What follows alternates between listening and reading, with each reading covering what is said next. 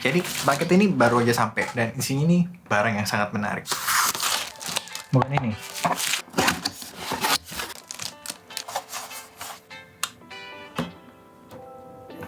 Sekarang kita cek dulu nih, nyalain nih ada slot 1 nih di charging stationnya. Kita coba nyalain. Uts, hampir aja terjadi kebodohan ya. Ingat jangan sampai nyalain ke arah diri sendiri. Oke, ini 10%. Hasilnya gimana? Lumayan terang ya.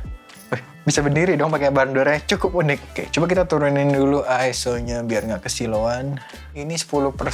Oh, dari 10% langsung mati. Berarti ini nggak bisa lebih rendah dari 10%. Ini dalamnya udah ada diffusion-nya ya. Kesan pertama sejauh ini cukup oke. Apalagi untuk harganya yang 770.000 kalau nggak salah ya. Dan demi kemudahan hidup kita pakai baterai ya buat peragain kali ini. Pasti pada punya banyak banget ya baterai NPF Sony kayak begini. Nah, ini tinggal pasang aja nih. Kita tes. Oke, ternyata kalau dipakein 1 nggak bisa nyala. Berarti kayaknya harus 2 ya.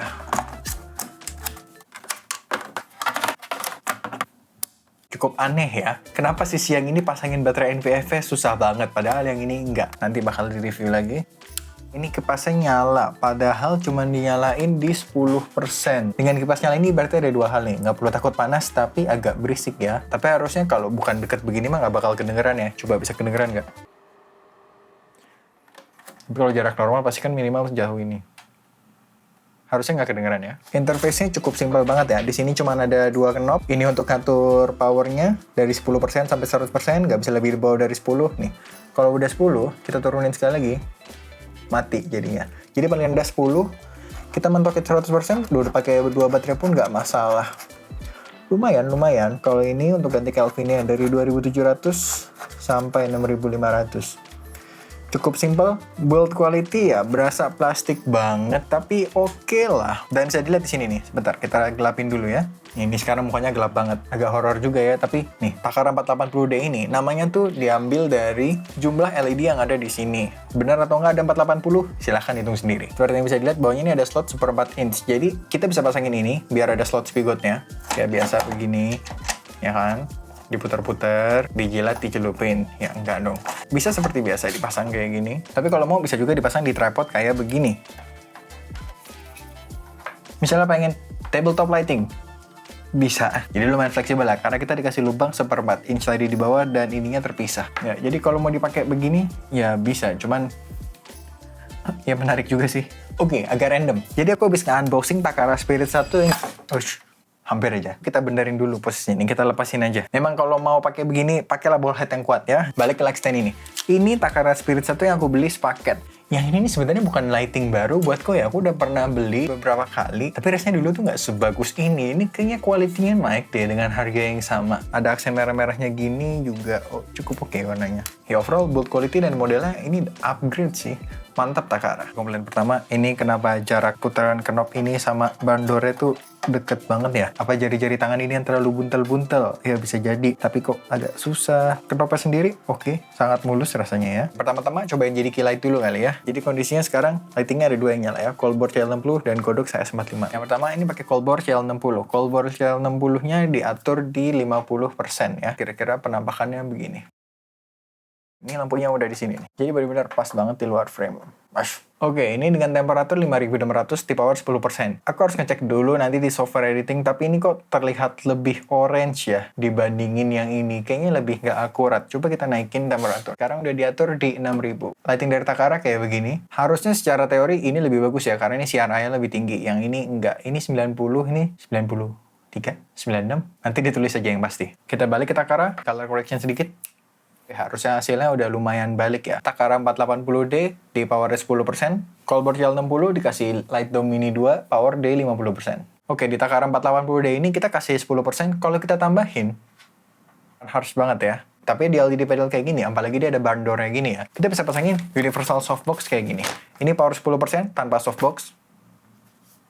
Sekarang kita pasangin softbox. Karena masuk, jadi kita harus mundurin sedikit ya. Nggak apa-apa, biar kelihatan deh. Ini beneran pakai softbox. Karena sekarang dalamnya ada diffuser, terus kita kasih softbox lagi luarnya. Dia kan makin soft. Kita bisa nambahin lagi nih powernya dari 10%.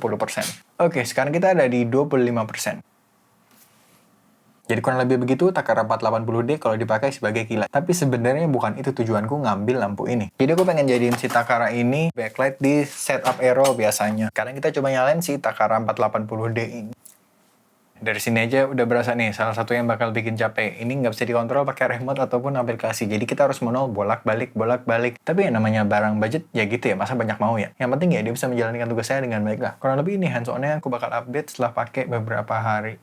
Udah beberapa hari lampu ini kupakai dan ini beberapa pendapatku. Pertama-tama kita mulai dari beberapa masalah yang aku alamin kemarin dulu ya. Susah masangin baterai. Entah kenapa pas pertama kali pakai itu susah banget, tapi cuma sekali itu aja. Setelahnya udah nggak biasa aja. Jadi kalau nanti ada yang mengalami masalah serupa, tenang aja, itu pertama kali doang. Terus kalau layarnya blinking gitu, kedip-kedip, itu berarti tandanya baterainya habis. Nah, ini ada cerita yang cukup aneh. Kemarin aku pasangin 2 baterai NPF ini ke lampu Takara ini, tapi ternyata tiba-tiba layarnya tuh kedap-kedip. Kukira baterainya habis. Pas kucas ternyata dua-duanya ini baterainya penuh. Kupasang lagi lah begini, nggak bisa tetap kedip-kedip. Begini, nggak bisa tetap kedip-kedip lagi. Jadi kukira 2 baterai NPF ini tuh rusak. Soalnya pas kutuker pakai baterai lain, dia bisa normal-normal aja gitu loh. Jadi baterai penuh terus nggak bisa. Kukira ini 2 baterai rusak kan. Ya udah, jadi ku diemin aja. Gantilah hari besoknya nih. Ku coba nyalain lagi lampu ini pakai 2 baterai yang sama, nggak ada masalah. Aneh, iya. Tahu kenapa? Enggak. Karena pas aku pengen cek lagi, dia udah nggak ada lagi tuh kejadiannya. Jadi bener-bener hari pertama itu doang. Selain 2 hal itu nggak ada lagi sih. Sisanya aman, dan 2 hal itu juga di hari pertama doang. Sekarang udah nggak ada apa-apa lagi. Udah lancar ya pokoknya lah. Overall lampu ini sendiri ya seperti lampu budget pada umumnya lah. Get the job done, tapi ya nothing special. Itu kesannya negatif banget ya. Tapi sebenarnya enggak ya. Karena selling point utamanya tuh ini dijual dengan harga 770.000. Bayangin, dengan harga 770.000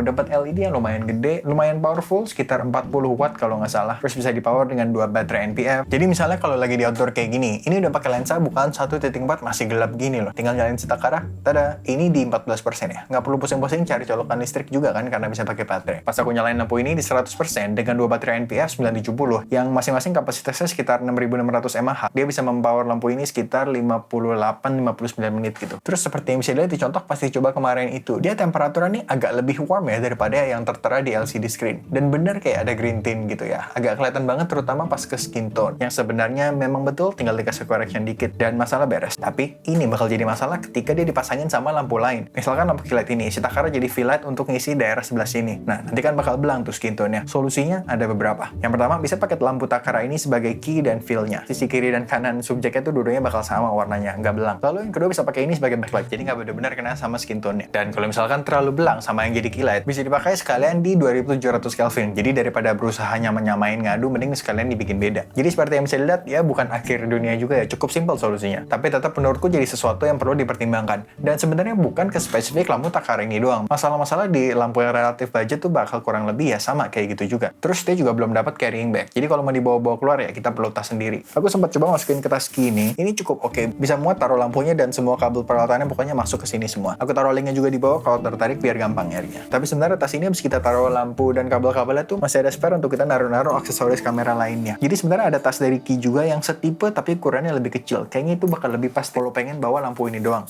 Aku taruh juga linknya di bawah biar gampang. Overall, highly recommended buat yang nyari lampu on the budget. Mungkin baru mau mulai bikin konten atau pengen nyari lampu buat tambahan, misalkan pengen dijadiin praktikal kayak gini. Jadi sampai beberapa waktu yang lalu sebenarnya ketika ada yang nanya lampu LED budget, aku masih suka nyaranin lampu Yongnuo Mark 3 yang harganya kurang lebih sama tapi baru dapat lampu LED-nya. Bahkan belum dapat tuh kabel powernya. Lumayan unik ya cara penjualannya. Buatku ini udah geser posisi si Yongnuo Mark 3 itu sekarang sih. Jadi kalau sekarang ada yang nanya lampu LED budget, aku bakal rekomen Takara 480D ini. Walaupun sayang banget ini ya nggak ada remote atau sejenisnya gitu buat kontrol dari jauh. Bukannya interface ribet atau apa, tombolnya cuma 2 dan simple banget. Tapi lumayan capek dan makan waktu aja ya kalau kita yang di shoot dan kita mesti bolak-balik gitu. Jadi kalau ada remote atau apapun untuk kita bisa kontrol dari jauh, itu bakal mantep banget. Itu aja video kali ini, see you di video berikutnya.